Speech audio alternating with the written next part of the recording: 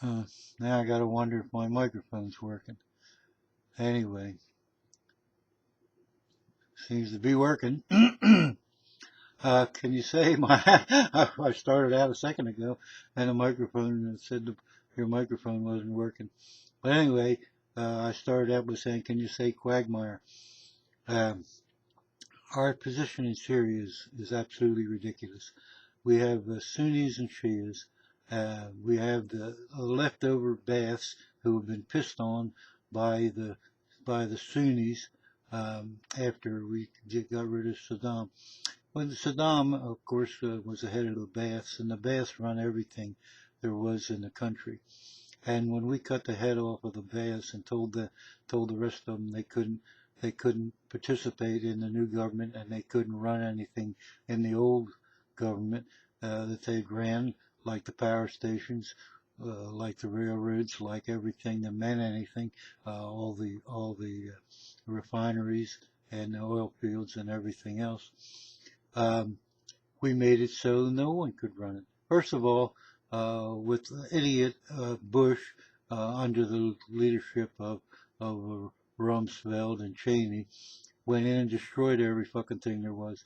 Now, if you claim like Bush claimed that you were going in to take the country over and you were going to become part of OPEC and Iraqi oil was going to pay for this war, which is all a crock of shit and we all know it and have known it for a long time, then you wouldn't go in and absolutely eliminate everything. You blow up power lines.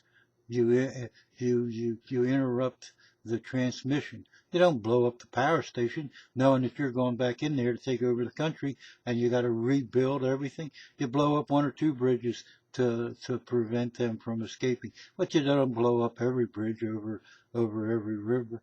You do this in a very technical sense of which we had no concept of this. The engineers of this war, they were a bunch of fucking idiots.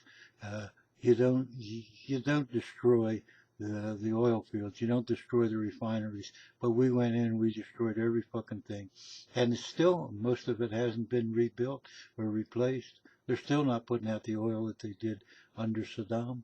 And and now the the the the Sunnis, who were the Baaths, they oversaw the Shia, but now the Shia was in the majority, and they had a lot of pressure on them.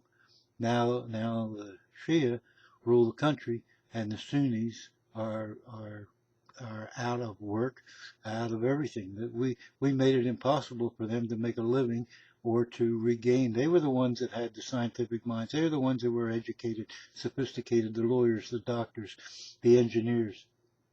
But we made them all unemployed. And of course, that is what helped to spring ISIS, because ISIS are Sunni.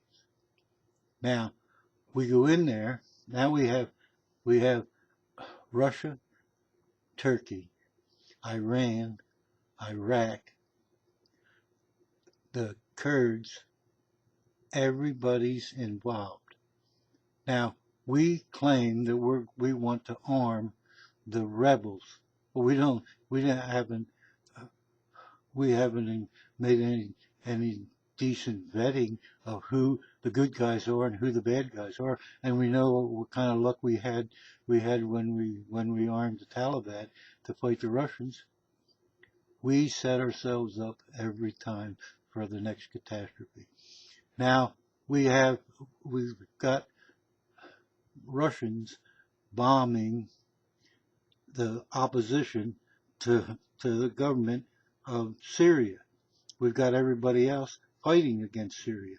Now, in the Golan Heights, they think they found oil, and lo and behold, Israel, who is occupying, they don't own them, who's Syria, the Golan Heights are owned by Syria. Now, it just happens that in the last couple of days, the Israeli Air Force has been bombing rebels in the Golan Heights. So you can be damn well assured that Israelis will go in there, and they're the ones that are going to tap into the oil and tap into the natural gas, and the Syrians will get robbed out of that. Whoever is left whoever's going to call themselves Syrians. Now you have Turkey, who's a member of NATO, and you have them fighting the Syrians because of all the Syrian refugees, most of them come through Turkey and all, and the and ISIS is also fighting Turkey. So we got Turkey involved. Now Turkey is supposed to be bombing ISIS. Instead, they're bombing the Kurds. Now the Kurds, we are supplying the Kurds with ammunition, with guns, and now with a little heavier stuff to be able to take out tanks and stuff like that. So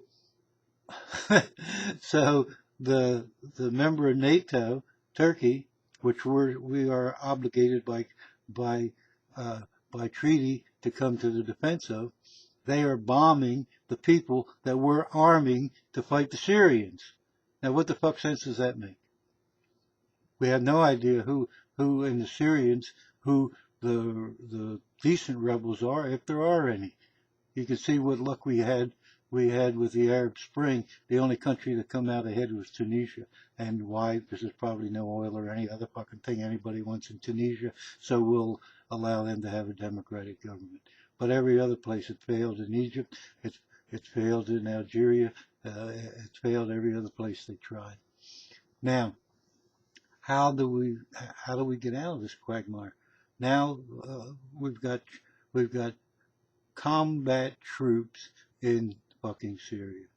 Now, there's nothing in there saying that the friggin' Russians, what do we do if the Russians, in protecting the government, the legitimate government of Syria, and protecting their position, they bomb some event that there happen to be Americans involved with, and they kill a bunch of Americans. And you got all these asshole crazy fucking hawks, every one of them running on the Republican side are all trying to be out hawking each other, and before you know it, we're in a head-to-head with Russia. They want to impose a no-fly zone when Russia's already in there bombing and telling us don't go here, don't go there with your planes. So what happens if just some accident happens and we shoot a Russian plane down, or a Russian shoots one of our planes down? We have no business in Syria. It's a Sunni Shia fight that'll go on for 100 fucking years. It's no different than the Pakistanis and the Indians. It's no different than Muslims and Hindus. They've been fighting since '47. It just is absolutely ridiculous, and no American blood should be spilled. And to think, on top of this, that we should be taking thousands and tens of thousands of refugees in is crazy, because none of these people are vetted, and none of these people are carrying any more than a piece of paper saying who they are, and those papers can be forged as well as anything else. So we're just inviting trouble. Europe already has it, and we're inviting it. And what are we doing? We're going to plop them all in one spot in Michigan. Good idea. Instead of putting 200 in New Jersey, 200 in New York, and 200 in Vermont, and 200 in California, we want them all to go to Michigan, where there's already a decent Muslim settlement. We're asking for trouble, and we're going to get it. So the message of this is we should stay the hell out of Syria. We should never have gotten in Iraq, but it's too late. We're there now, and we should learn from the House of Krupp, and they found out that we couldn't rebuild Germany without them, and we couldn't rebuild Iraq without the Baths.